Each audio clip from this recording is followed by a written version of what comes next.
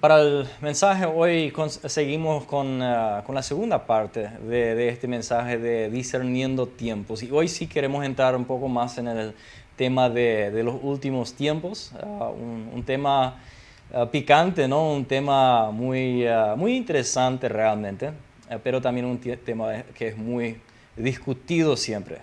Comenzamos el fin de semana pasado, hablamos de lo que es la Pascua y cómo la Pascua... cómo la Pascua diferencia, o sea, hace un comienzo y un final al tiempo de los judíos que Dios les había dado después de la última Pascua en la cual Jesús fue crucificado. Comenzó un nuevo tiempo para los gentiles en el cual estamos hasta hoy día.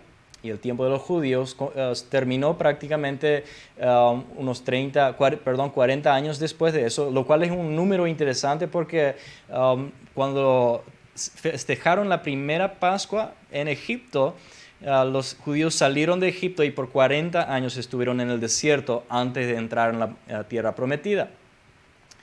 Y exactamente 40 años después de la última Pascua, última Pascua, digo, en cuanto a la Pascua de Jesús con sus discípulos, ¿verdad?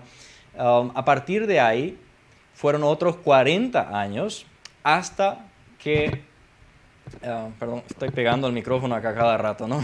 Hasta que llegó el momento de la destrucción del templo, de la desolación de Jerusalén, cuando entraron los gobernantes de Roma y destruyeron totalmente el templo. Con eso también destruyeron totalmente el sistema judaico que tenían, el sistema de los sacrificios y todo eso en el templo.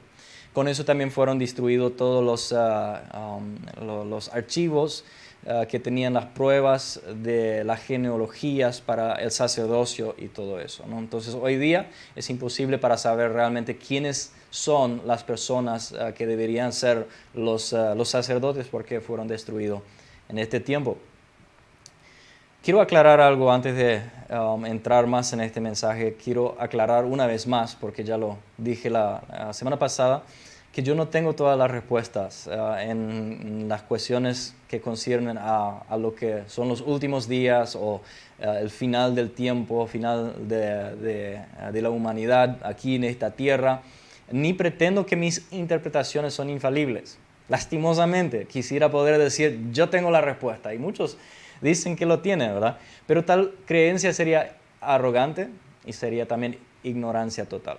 Entonces, además, debemos entender que este tema es el tema más discutido y el tema que más interpretaciones tiene que cualquier otro tema entre cristianos. Incluso entre cristianos evangélicos tenemos muchas diferentes interpretaciones y especialmente en los últimos 200 años se aumentó muchísimo todo este tema. Pero en general las interpretaciones se dividen en varias categorías y de esto es lo que quiero hablarles hoy. Ahora vamos a hablar de varias categorías y de varias perspectivas como lo que los diferentes teólogos ven y estudian o interpretan a qué se refiere la Biblia cuando hablamos de los últimos días. Porque a eso vamos a llegar, de qué hablamos cuando hablamos de los últimos tiempos. Pero para entender eso vamos a despedazarlo un poco en las próximas semanas y van a tener que tener un poco de paciencia conmigo porque tenemos que tomarlo paso por paso, ¿sí? Y lo que vamos a hacer hoy, solamente vamos a mirar un poco las diferentes maneras en las cuales este tema es interpretado. Yo creo que esto nos va a ayudar. Como yo veo el tema en este tiempo, yo ahora en este tiempo, yo no me siento realmente preparado para hablarles de este tema. Les voy a ser sincero. Sin embargo, me parece que cada vez que estudio más, porque en unas cuantas ocasiones me he puesto a estudiar y dije, ahora sí voy a estudiar bien el tema y después vamos a tener una buena interpretación y vamos a tener una buena teología acerca de los tiempos finales, pero me doy cuenta que cada vez que yo me pongo a estudiar, encuentro que no hay nadie, ningún teólogo en toda la tierra que realmente puede decir, ahora sí, lo entiendo todo. Es más, yo creo que cuanto más entendemos todo el tema de los tiempos finales, tal vez más preguntas nos hacemos. Así que no sé tampoco qué tan bueno es tener un profundo conocimiento de cada detalle. Creo que no es tan necesario y van a ver por qué al final de esta serie, pero sí es importante que entendamos algunos principios y estos vamos a estar viendo también. Yo creo que es oportuno e importante que hablemos de este tema a pesar de que yo no me siento preparado, porque creo que nunca vamos a estar totalmente preparados para hablar de este tema por las razones que mencioné. Pero es oportuno e importante. Tenemos que entender algunas cosas y yo creo que es bueno también saber y entender cómo otros cristianos lo ven. Eso nos ayuda a entender también por qué lo que reaccionan ciertas personas de cierta forma en cuanto a los últimos días. Y bueno, voy a hacer mi mejor esfuerzo de compartir lo que yo he aprendido hasta ahora, ¿sí? Y estamos abiertos a sus preguntas, a sus críticas, pero por favor háganlo de forma amable. Para comenzar, vamos a ver tres distintas formas de ver el reinado de 1000 años. Todos van a estar ya conscientes seguramente de la enseñanza de Juan, o mejor dicho, de la revelación de Juan en Apocalipsis, donde él habla del reinado de 1000 años en Apocalipsis 20, ¿no?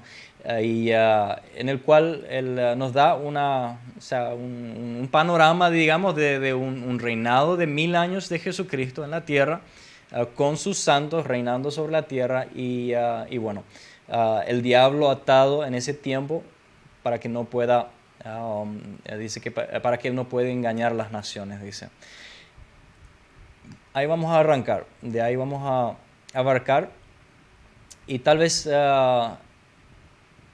después de eso les tendré un poco más confundido de lo que hayan sido, pero creo que después en los siguientes mensajes lo vamos a juntar otra vez un poco esa confusión y poner las piezas en su lugar, ¿no? Y además del milenio también queremos ver las cuatro diferentes o distintas interpretaciones, las cuatro distintas perspectivas que teólogos o cristianos le dan al tema de los últimos días. En cuanto al milenio, tenemos tres diferentes creencias principales. Adentro de ello hay muchos otros, pero tres principales. El primero, aunque les explico brevemente, es el premilenialismo.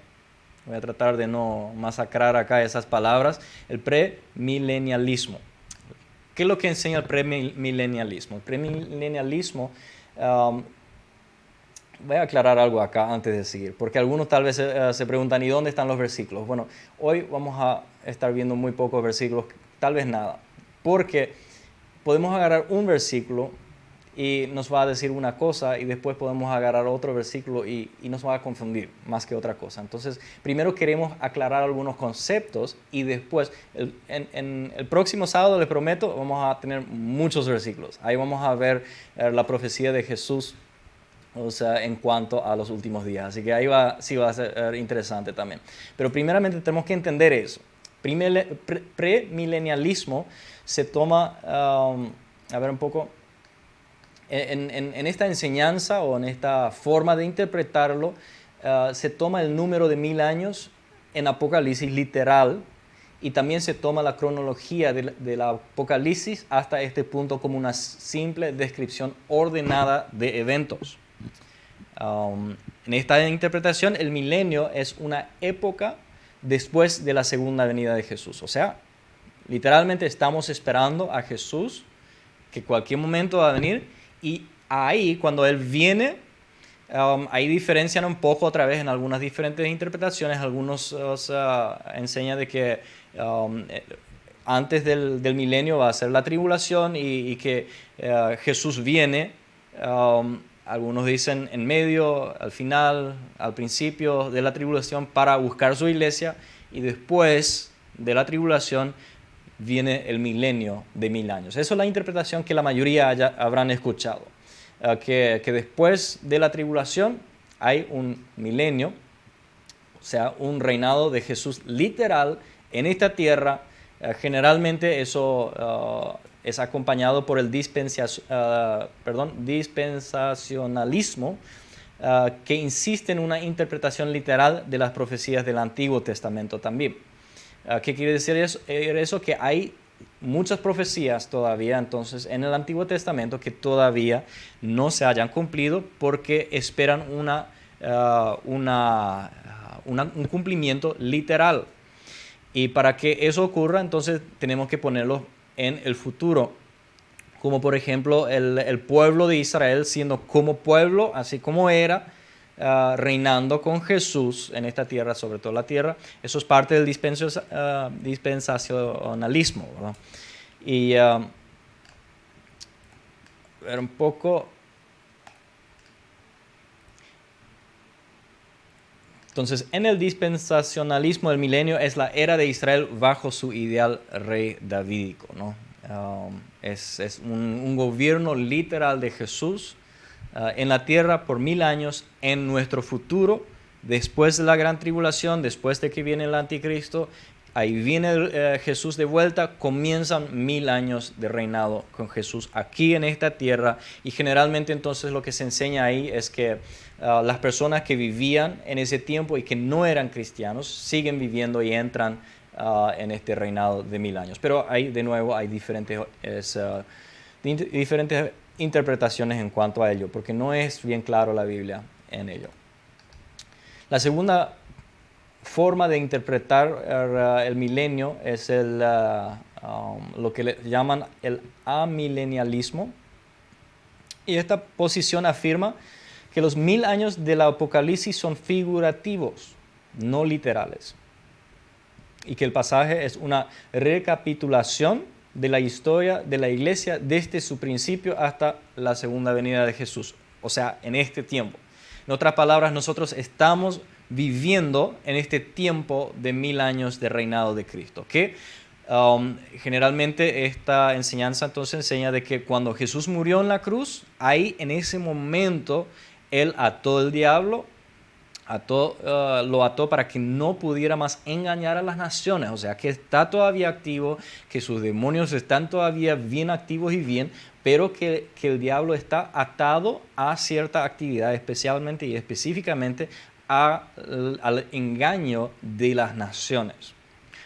Y que a partir de ahí Jesús está reinando en la atmósfera celestial y que su reino está creciendo aquí en la tierra, que Él está estableciendo su reino en la tierra. Para algunos tal vez esa interpretación suene un poco raro, pero antes de que lo critiquen mucho, vamos a estar viendo más también de esto en las siguientes semanas, porque o sea, la Biblia. Lo que es interesante que tenemos que tener en cuenta acá es, a nosotros nos va a ser difícil luego entender ese tema porque hemos sido enseñados de una forma y después cuando leemos la Biblia, siempre leemos la Biblia con esta lente. Es así como la manzana de Adán y Eva, ¿no? Preguntarle a casi cualquiera qué clase de fruta fue que comieron Adán y Eva en el huerto y te van a decir manzana. ¿Por qué? Porque así siempre lo dibujan en las Biblias de los niños. O preguntarle a alguien de qué forma fue llevado Eliseo al cielo y te van a decir, bueno, en el carro de fuego, porque así lo dibujan las Biblias de niños. Sin embargo, no es cierto. No sabemos qué clase de fruta era que Adán y Eva comieron, ni fue en un carro de fuego lo que Eliseo fue llevado al cielo, sino que por un torbellino, dice, y que el carro de fuego solamente les separó a Elías y a Eliseo, siendo una tentación de una distracción para Eliseo, ¿verdad? Pero de esa misma forma, o sea, de esa misma manera también, nosotros tenemos ciertas lentes que nos ponemos cuando llegamos a los capítulos de Daniel, donde habla de los últimos días, cuando leemos de la estatua de Nabucodonosor, su sueño que tenía, cuando leemos la Apocalipsis, el cual también está mal nombrado, debería nombrarse la revelación de Jesucristo, así se llama ese libro en el original. Y de esa forma también interpretamos lo que Jesús profetizó en los evangelios sinópticos. La tercera manera para interpretar el milenio lo llaman el postmilenialismo. O sea, para recordarnos otra vez, está el premilenialismo, que quiere decir que Cristo viene antes del milenio. Por eso, premilenialismo. Antes del milenio viene Cristo por segunda vez. El amilenialismo dice que Jesús está gobernando, o sea, no es que tiene la connotación de que está ausente, pero no, en este caso se refiere sencillamente a que el reino de 1000 años está ocurriendo en este tiempo y Jesús está gobernando. El postmilenialismo afirma que el milenio es una era dorada, o sea, una era de bendición, de prosperidad en la historia humana que surge de la creencia de la creciente influencia del Evangelio en el mundo. El Evangelio está creciendo. El Evangelio está expandiéndose, el reino de Dios está expandiéndose en la tierra, sabemos eso. Y en esta interpretación, los intérpretes dicen, bueno, el milenio va a ocurrir en esta tierra, literalmente aquí, pero va a ser antes de que Jesús venga de nuevo. Va a ser algo que ya Jesús va a gobernar desde el cielo, desde su trono celestial, a través de su iglesia, en la tierra literalmente, o sea, no literalmente, sino que desde el cielo, desde su trono. Y al final de 1000 años, Jesús vuelve de vuelta y ahí va a ser el gran juicio final. En este caso, el reino de Cristo no es literal, pero por medio de la influencia de la iglesia en el mundo, Él reina. El post entonces es porque Cristo regresa después del milenio. Pero a diferencia del amilenialismo, no se afirma que estamos ahora en el milenio, sino que en algún momento en el futuro de la historia humana. Y la teología detrás del postmilenialismo es una combinación en las dos posiciones anteriores que vimos. Entonces ahí ya pueden ver, tenemos 3 diferentes formas de interpretar el milenio. Eso es solamente un punto, pero un punto muy importante, que es justamente muy discutido siempre en cuanto al tiempo final. ¿Cuándo va a ser el milenio? ¿Va a ser en nuestro futuro? ¿Va a ser de una forma literal? Jesús va a venir y después va a reinar por 1000 años, exactamente 1000 años, y después va a ser el juicio final. ¿O es figurativo? Y que es en el futuro, pero va a reinar a través de la iglesia, y después de este 1000 años de reinado, 1000 años, hay algunos que dicen que es figurativo, que otros que es literal. Después de eso, Él vuelve otra vez. O estamos ahora viviendo en el reinado de 1000 años. Esa es la gran pregunta de 1.000.000, que vamos a estar viendo en las próximas semanas. Por ahora lo vamos a dejar en eso. Quiero llegar todavía a otro punto aquí. A ver un poco. Estamos bien todavía, ¿verdad? Conectados ahí. Veo que tenemos unos cuantos conectados. Muy bien. Perfecto. Siguiente punto es las perspectivas generales. Tenemos 3 distintas perspectivas desde las cuales los textos concernientes a los últimos tiempos son interpretados. Tenemos la perspectiva idealista, y en esta perspectiva idealista todo es simbólico, nada es literal. O sea, todo lo que leemos de de la persecución, de esto, de aquello, de donde Jesús decía, cuando ven que tal cosa pasa, huyan a las montañas. Todo es simbólico. Claro, Apocalipsis es un poco más fácil para entender, las bestias, las montañas, los años, el reinado de 1000 años, todo eso es figurativo. Entonces, eso es el idealista. Con esta forma de interpretar los últimos tiempos, podemos hacer casi cualquier cosa con ello, ¿no? Después, el siguiente es la perspectiva preterista. El preterista, o la teología del preterista, dice que las profecías de los últimos tiempos ya se cumplieron todos. Bueno, perdón. Hay algunos preteristas que son preteristas parciales, que dicen que gran parte de esas profecías de los últimos tiempos ya se cumplieron en nuestro pasado, específicamente en el tiempo de la derrota, o sea, de la destrucción de Jerusalén y de la destrucción del templo, que hay muchas de esas profecías se cumplieron. Por otro lado, tenemos los preteristas totales que dicen no solamente eso se cumplió, sino que hasta Jesús volvió, el reinado de 1000 años está, algunos ya dicen no, eso ya terminó también, otros dicen que estamos en ello. Bueno, pero la perspectiva del preterista está con esa idea de que no hay, el preterista total dice que no hay profecía en la Biblia que no se haya cumplido. Personalmente no creo que sea así porque vemos profecías bastante claras que todavía están en nuestro futuro. Por ejemplo, la segunda venida de Jesucristo en esta tierra, la Biblia habla mucho de ello.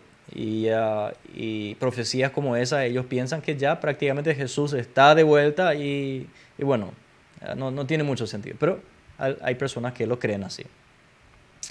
Hay que decirlo. Después tenemos la perspectiva historicista. Los teólogos historicistas dicen que las profecías se están cumpliendo en el curso de toda la historia. Que sea la profecía que tenemos acerca del tiempo final, en alguna manera se está dando de conocer en la historia. Una famosa interpretación del historicista es que el papado es el anticristo. Y ahí tenemos teólogos muy respetados, muy conocidos, que creyeron que era así. Tenemos, por ejemplo, Lutero, que enseñaba eso. Tenemos a Calvino, los calvinistas, ellos enseñaron esto, que el papado, el papa, siendo el anticristo, y el papado era el asiento del anticristo, o sea que cada papa representaba al anticristo. Y bueno, eso hemos escuchado hasta hoy día también, se enseña eso, y eso es la interpretación historicista, que las profecías se están cumpliendo así en el transcurso de toda la historia. Entre ellos también tenemos las interpretaciones por ejemplo, de las cartas a las iglesias.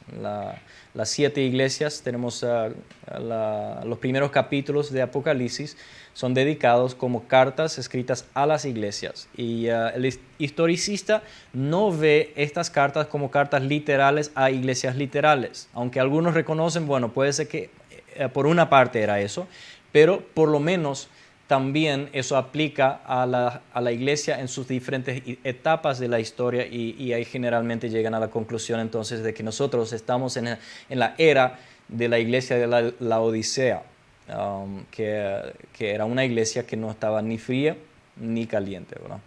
Y, lo cual es triste, que tenemos que llegar a esa conclusión. Yo creo que la iglesia debería ser reconocida en este tiempo como una iglesia llena de fuego. Así que hagamos nuestra parte para que eso cambie. Después tenemos la perspectiva futurista. La perspectiva futurista pone todo en el futuro. De que nada de lo que la Biblia habla de los últimos tiempos concierne algo del pasado. Que todo está todavía en el futuro, que todo está por cumplirse todavía. que nada de lo que habla Apocalipsis, ni nada de lo que habló Jesús en cuanto a las señales y eso que iban a venir, todavía no se cumplieron, todo está en el futuro. Esa es la versión que más nos ha afectado a nosotros. En Latinoamérica es esta versión futurista que más nos han enseñado y que también en los últimos 100 o 200 años más o menos ha sido una versión, una interpretación muy reconocida, y generalmente acudimos a esa. Generalmente casi todo lo que leemos en la Biblia automáticamente lo ponemos hacia el futuro.